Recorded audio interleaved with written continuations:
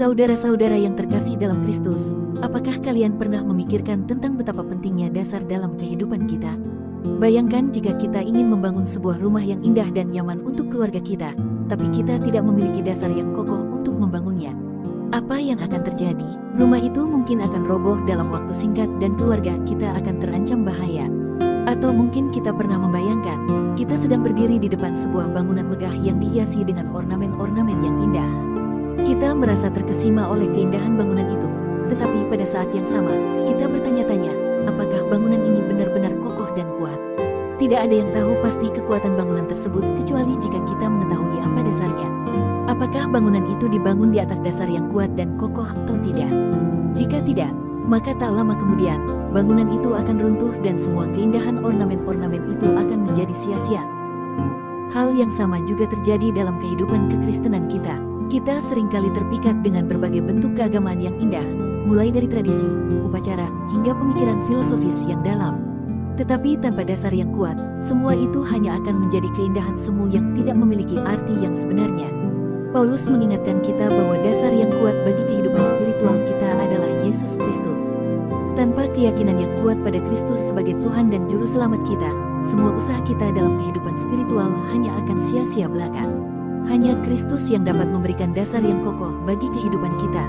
Sama seperti bangunan yang kokoh dan kuat dibangun di atas dasar yang kokoh dan kuat, begitu juga kehidupan spiritual kita harus dibangun di atas dasar yang kokoh dan kuat. Itulah mengapa kita harus memperhatikan dengan sungguh-sungguh dasar yang kita gunakan dalam membangun iman kita. Kita harus selalu memastikan bahwa Kristus tetap menjadi dasar dan inti dari kehidupan spiritual kita. 3 poin utama dalam 1 Korintus 3 ayat 10-23 pertama. Pentingnya memiliki fondasi yang kuat. Paulus menekankan bahwa Yesus Kristus adalah satu-satunya dasar yang kuat untuk membangun kehidupan rohani kita. Setiap orang yang membangun di atas dasar selain Kristus, seperti membangun berdasarkan harta atau kesuksesan dunia, akan mengalami kehancuran. Oleh karena itu, kita harus membangun hidup kita di atas Kristus dengan hati-hati dan sungguh-sungguh. Kedua, setiap pekerjaan kita akan diuji. 1 Korintus 3 ayat 13 berbunyi, sekali kelak pekerjaan masing-masing orang akan nampak. Karena hari Tuhan akan menyatakannya, sebab ia akan nampak dengan api dan bagaimana pekerjaan masing-masing orang akan diuji oleh api itu. Ayat ini mengingatkan kita bahwa setiap tindakan yang kita lakukan dalam hidup ini akan diuji pada saat penghakiman, dan hanya tindakan yang berkualitas baik dan abadi yang akan menerima pahala.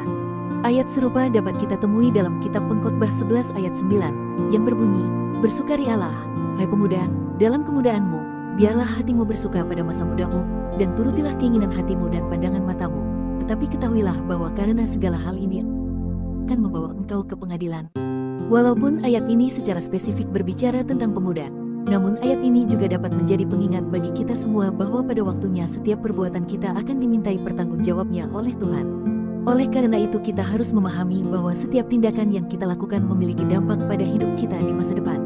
Saudara-saudara, marilah kita membangun hidup kita dengan tindakan-tindakan yang berkualitas baik dan abadi, agar kita dapat menerima pahala yang layak di hadapan Tuhan pada saat penghakiman nanti. Jangan biarkan godaan dunia menghalangi kita untuk memilih jalan yang benar dan membawa kemuliaan bagi Tuhan. Poin yang ketiga, tubuh kita adalah bait Tuhan. 1 Korintus 3 ayat 16-17 berbunyi, tidak tahukah kamu bahwa kamu adalah bait Tuhan dan bahwa roh Tuhan diam di dalam kamu? Jika ada orang yang membinasakan bait Tuhan, maka Tuhan akan membinasakan dia. Sebab bait Tuhan adalah kudus dan bait Tuhan itu ialah kamu. Dalam perjanjian lama, bait suci dianggap sebagai tempat kehadiran Tuhan di tengah-tengah umatnya. Namun, dalam perjanjian baru, Tuhan Yesus Kristus mengajarkan bahwa tubuh manusia juga dapat menjadi tempat kediaman Tuhan.